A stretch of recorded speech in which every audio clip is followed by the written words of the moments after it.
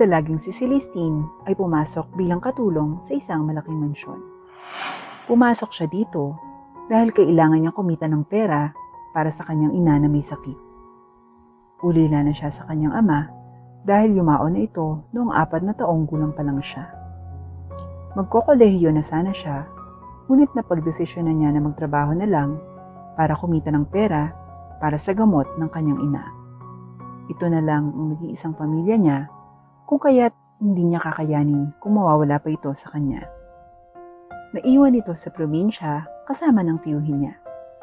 Nagpapadala na lang siya ng pera sa mga ito kapag sumusweldo siya. Strikto ang mga amo natin, kaya kailangan sumunod agad kayo sa mga utos nila. Kahit anong ipag-utos nila sa inyo, kailangan niyong itong sundin. At kapag oras ng trabaho, trabaho lang ang gagawin. Bawal kumain o magpahinga. May oras kayo para gawin yon. Ayaw ni na sir ng tatamad-tamad. Kailangan laging malinis ang mansyon. Dapat walang makikitang alikabok sa anumang sulok ng mansyon. Kada buwan ang sweldo nyo at may bonus tayo tuwing Pasko. Naiintindihan nyo ba? Striktong saad ng mayordoma. Tumango naman ang mga katulong. Sige na, ngayon na, magsisimula na ang trabaho nyo. May mga nakatoka ng trabaho sa inyo. Kumilos na kayo. Utos nito. Kinuha naman ni Celestine ng mga gamit panlinis at saka nagsimula ng magtrabaho. Bago ka lang ba dito? Tanong ng isang katulong kay Celestine. Oo. Sana magawa ko ng maayos yung mga trabaho dito. Mahirap na. Baka matanggal agad ako sa unang araw ko pa lang. Sagot ni Celestine. Ay, pareho pala tayo. Bago lang din ako dito eh. Ikaw lang yung nakausap ko ng matino simula nang mapunta ako dito. Ako nga pala si Janice. Pakilala nito. Ah, sige ako naman si Celestine. Sana maging magkaibigan tayo. Mukhang mabait ka naman eh. Saad ni Celestine. Magsasalita na sana si Janice nang biglang sumigaw ang mayordoma. Kayong dalawa, anong pinagchichismisan nyo dyan? Bakit ayaw nyo pang magtrabaho? Tatamad-tamad ba kayo ha? Gusto niyo mawalan ng trabaho? Nagulat naman ang dalawa nang may sumigaw sa kanila. Lumapit ito sa kanila at biglang hinampas si Janice. Nalaki ang mga mata ni Celestine. Bakit yung ginawa yun? Gulat na tanong ni Celestine. Ayun ang parusa sa mga katulong na tatamad-tamad. Sa susunod na makita ko kayong hindi nagtatrabaho, tatanggalin ko na kayo. Naintindihan nyo? Magtrabaho na kayo kung ayaw nyo matanggal sa trabaho. Sigaw nito at iniwan na sila. Ayos ka lang ba, Janice? Nag-aalalang tanong ni Celestine. Tumango naman si Janice. Ayos lang ako. Napakasungit lang talaga ng mayordoma dito sa mansyon. Sige na, magtrabaho na tayo. Mamaya na lang tayo mag-usap. Sagot ni Janice. Oo nga. O sige, mauna na ako. Mukhang malayo pa kasi yung nakatoka sa akin. Good luck sa atin. Saad ni Celestine. Ngumiti naman si Janice. Nagsimula na magtrabaho si Celestine. May mga kasama din siya ng mga katulong na nagtatrabaho din. Sa kalagitnaan ng pagtatrabaho ni Celestine, ay nagtaka siya na bigla nilang tumigil sa paglilinis ang mga kasama niya kahit oras pa ng trabaho. Saan kayo pupunta? Tanong ni Celestine. Wala kang pake. Maglinis ka lang dito, masyado kang pakialamera. Masungit na saad nito at inirapan siya. Kumunot naman ang noo ni Celestine. Hindi pa tapos yung trabaho nyo. Hindi nyo pwedeng basta na lang iwan ang trabaho nyo. Saad ni Celestine. Tinaasa naman siya nito ng kilay. Pwede ba? Huwag kang mangialam dito. Gusto mo ba ng gulo? Ang bago-bago mo pa lang dito pero ganyan ang ugali mo. Ano? Magsusumbong ka? Baka gusto mong mabanatan ka para tumikom yung bibig mo. Pagbabanta nito. Tama na lang na isumbong ko kayo dahil sa ginagawa nyo. Pumasok pa kayong katulong, tama din pala kayo. Sagot naman ni Celestine. Nainis ang mga katulong sa kanya. Masyadong pakailamera. Gusto mo talagang mabanatan, no? Sige, yun pala ang gusto mo ha. Bibigay ko yun sa'yo. Galit na sigaw nito at sinabunutan si Celestine. Ano, magsusumbong ka pa? Gusto mong sumipsip sa mayordoma? Asa ka na lang dahil kahit anong gawin mo, wala siyang pake sa probinsyanang katulad mo. Dahil kami ang kakampi niya, hindi ikaw. Galit na sigaw nito at inginudngod pa ang mukha niya sa sahig na tila ba isa siyang basahan. Pinalibutan siya ng mga katulong at pinagtulungan siya. Sinabunutan at pinagtatadyakan siya ng mga ito.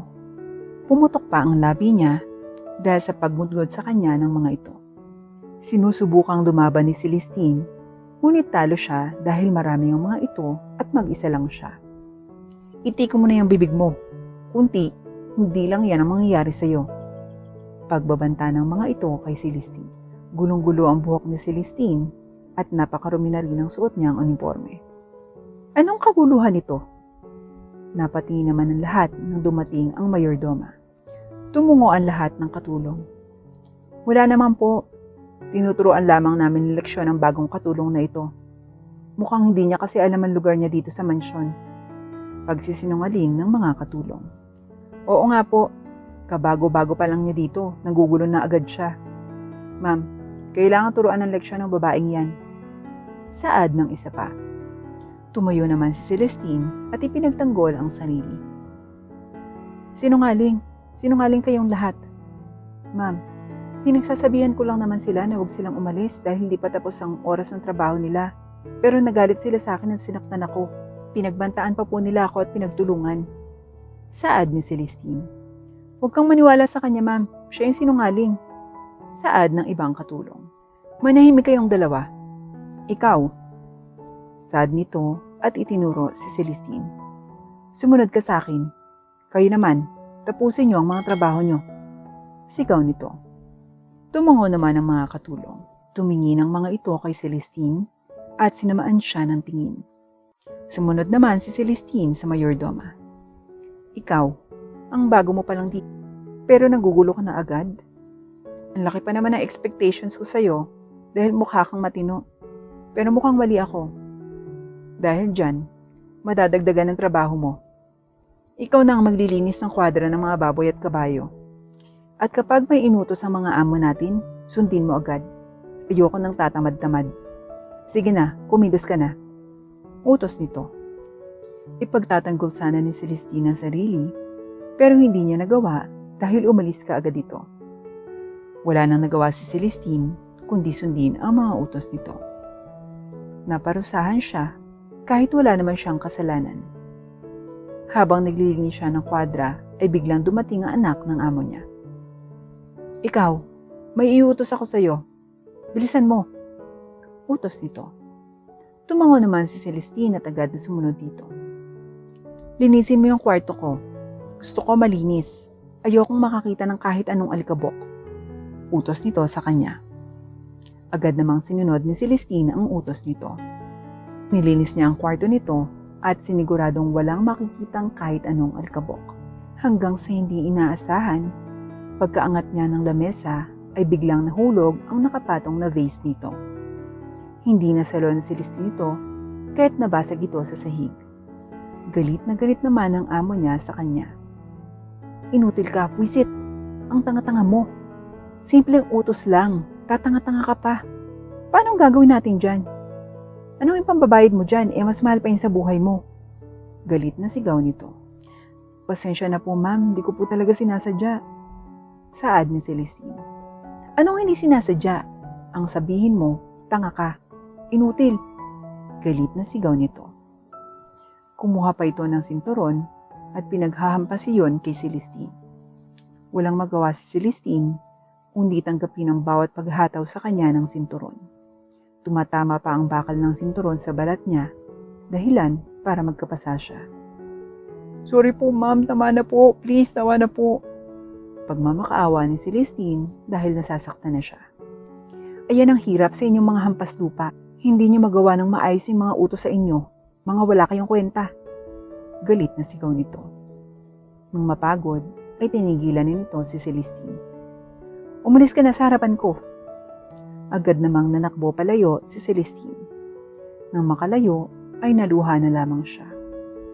Unang linggo pa lang niya pero puro pang mamaltrato na agad ang tinatanggap niya. Inalala na lamang niya ang kanyang ina.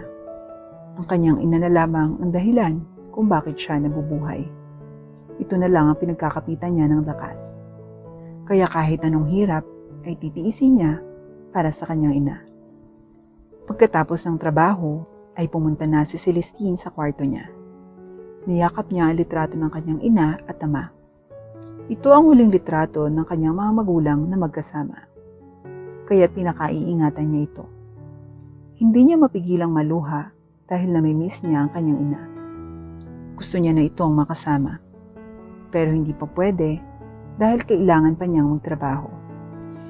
Kailangan nating magtiis. Mas maayos na ito kaysa mamatay tayo sa gutom sa probinsya. Kaya mo to, Celestine, para kay nanay. Kinausap ni Celestine ang sarili.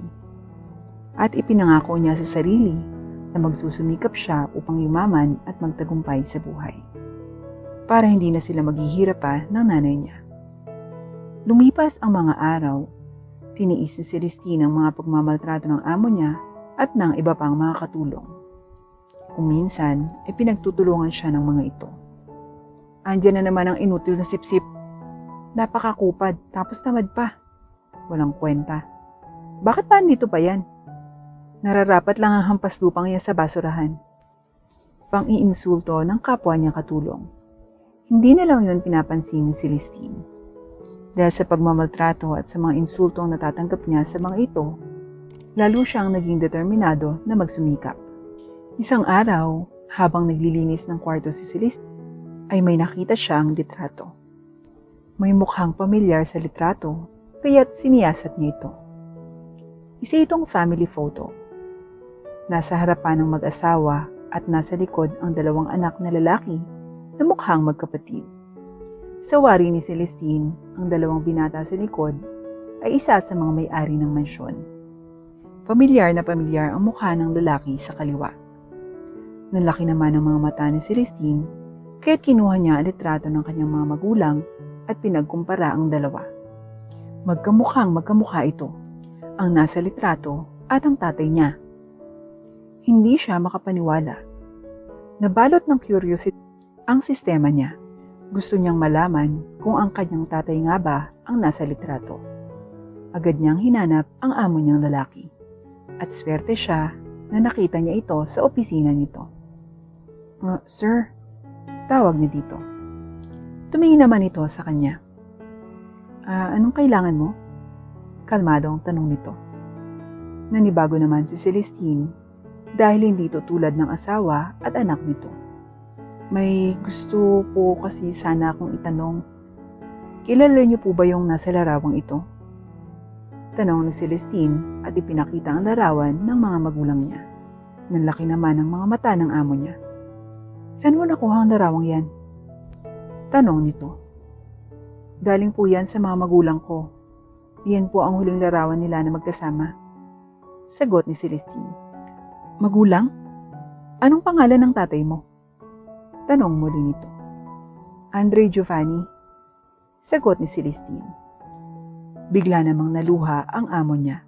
Nagulat naman si Celestine sa biglang pag-iyak nito. Sir, ano pong problema? Bakit po kayo umiiyak? Tanong ni Celestine. Ang lalaki sa larawan niya ang kapatid ko. Nasaan na siya? Nasaan ang kapatid ko? Lumuluhang tanong nito.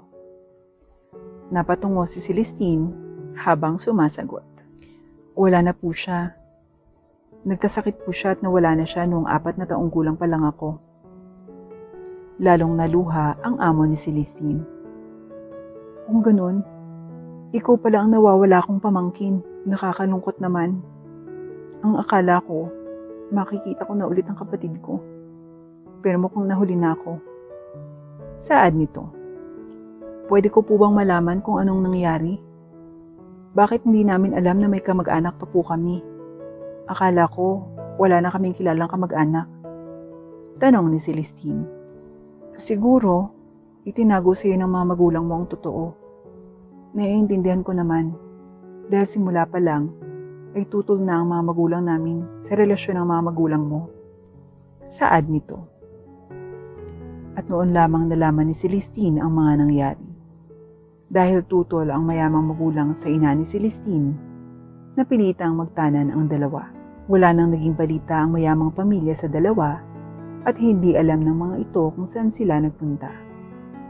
Kaya't laking sorpresa ng kapatid ng ama niya na siya pala ang nawawalang pamangkin nito. Kahit pa nalulungkot ito na yumaon na ang kapatid niya, tinanggap si Celestine ang kanyang tito at kinupkop. Nang malaman nito na may sakit ang kanyang ina, ay agad itong ipinagamot at ito na rin ang sumagot sa mga gastusin ng kanyang ina. Pinaluwas din ng kanyang tito ang kanyang ina para magkasama na sila sa Maynila. Sobrang nagbago ang buhay ni Celestine nang makilala ang kanyang tito.